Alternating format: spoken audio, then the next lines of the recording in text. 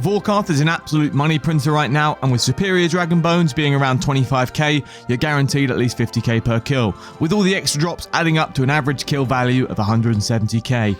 Considering you can kill this boss in ridiculously cheap gear, this is an absolute no-brainer for mid-game accounts. And if you're not confident on killing it, or unsure if you're even capable, you will be after I show you how easy it is and how little it's going to cost you. As with all my guides, we're keeping the faff to a minimum, but as this is the best moneymaker in the game for a new PVMer, we'll be going into slightly more detail about some gear options first. The wiki is great, but it only gives the top 5 best options, which might be too expensive for players on a budget. My setup is dirt cheap, less than 250k. Here's the minimum gear I'd recommend to take in.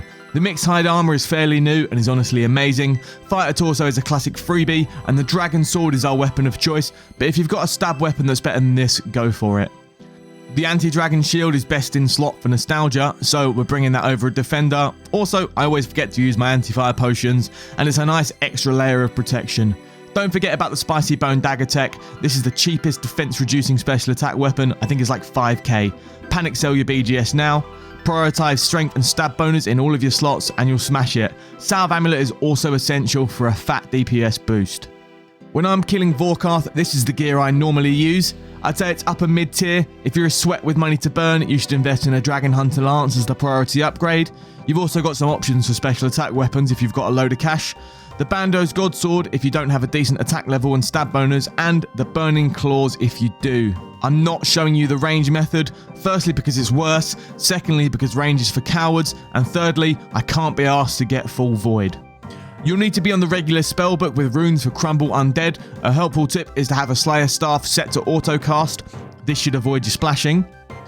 You'll want some Anti-Venom ++, Super Anti-Fire or their extended versions, and a regular or Divine Super Combat Potion depending on your budget. 3 to 5 prayer potions will be good depending on your stats and capabilities, and fill the rest of your inventory with high healing food. A helpful tip is to keep your house in Relica for a quick teleport and prayer restore location.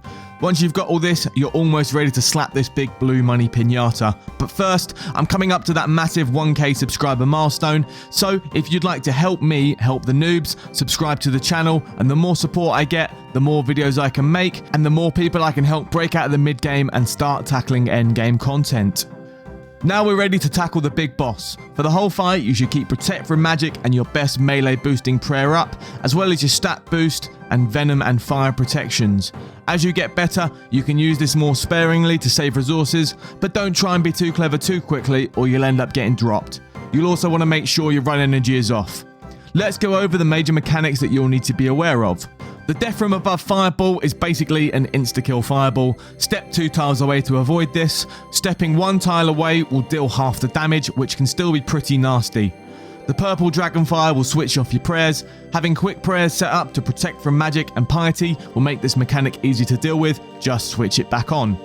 The rest of the auto attacks will be magic, ranged and melee base. You'll just have to tank the melee and range base attacks and heal up as you need to. You'll also have to do with 2 intermission phases that can occur in an alternating pattern after 6 auto attacks. You can't tell which one will happen first, so be ready for either. The Ghost Scorpion should be killed with Crumble Undead. Switch to your Slayer Staff with auto cast on and blast him down. This is a good time to eat some food if your HP is dropped.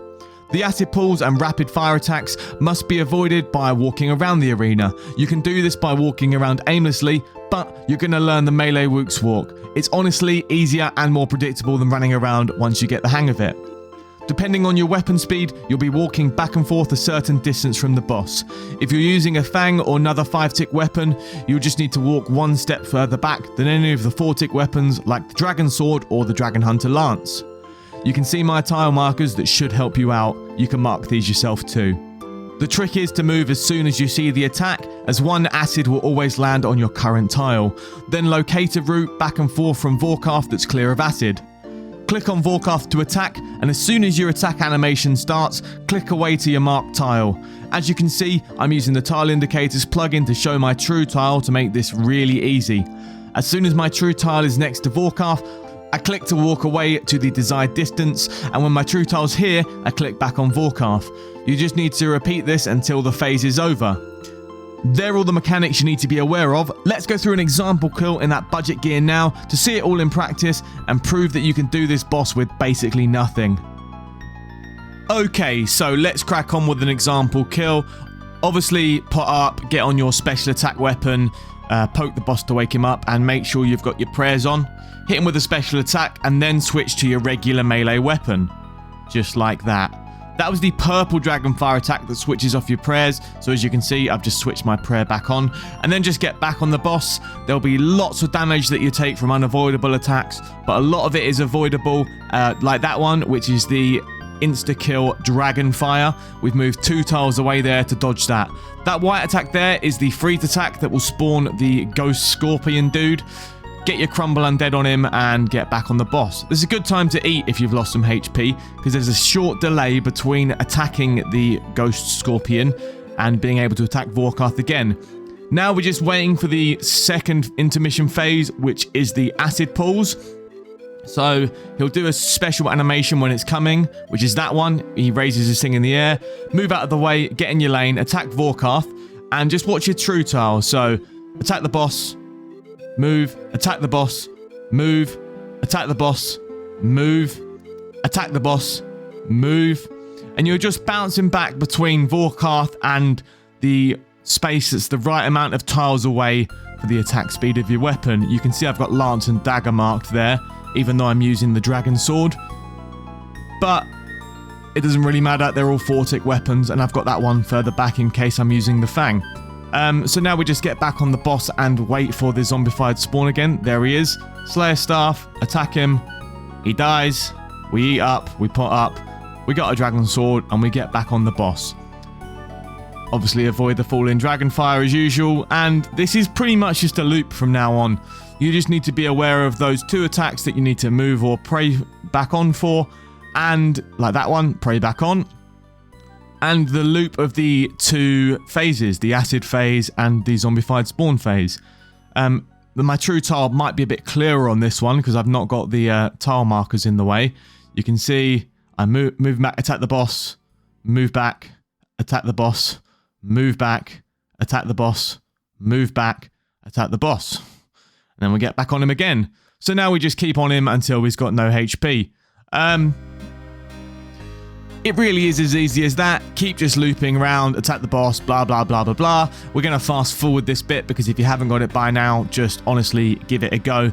You'll probably die a couple of times. You'll definitely get dropped by the insta-kill fireball, but that's just the way it is. You're in dirt cheap gear if you've gone with this setup. So there's not really any repercussions for trying to learn the content. If you've got any questions, obviously, let me know in the comments below. And if you've made it this far, subscribe to the channel, like the video, and drop me a comment down below. All of your support is honestly really appreciated. Thanks for sticking around. I'll see you next time.